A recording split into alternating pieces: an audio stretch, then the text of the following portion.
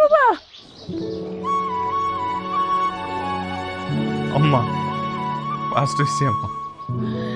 আলহামদুলিল্লাহ, আলহামদুলিল্লাহ।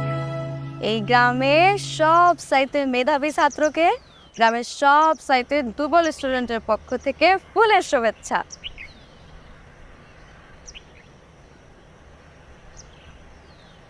এই গ্রামের সবচাইতে রসিক প্রেমিকার কাছ থেকে সবচাইতে বেরসিক প্রেমিক উপহার গ্রহণ করিল।